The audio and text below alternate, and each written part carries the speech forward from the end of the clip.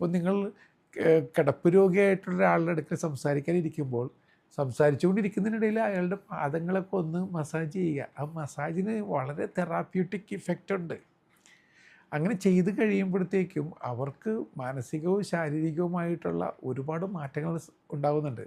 അതവരെ ഒരുപാട് സഹായിക്കുന്നുണ്ട്. ലോങ്ങവിറ്റി കൂടും, അവരുടെ ഓർമ്മശക്തി കൂടും, അവരുടെ ഉള്ളിലുള്ള ഡിപ്രസീവ് മൂഡ് മാറും, വിഷാദരോഗത്തിന് ഒരു മാറ്റം വരും, അവരുടെ ഉള്ളിൽ സന്തോഷത്തിൻ്റെതായിട്ടുള്ള ഒരു പുതിയ അവസ്ഥ വന്നു ചേരും. ഇങ്ങനെ കുറേ മാറ്റങ്ങളൊക്കെ ഉണ്ടാകുന്നുണ്ട്. ചെറിയ കാര്യമാണ്.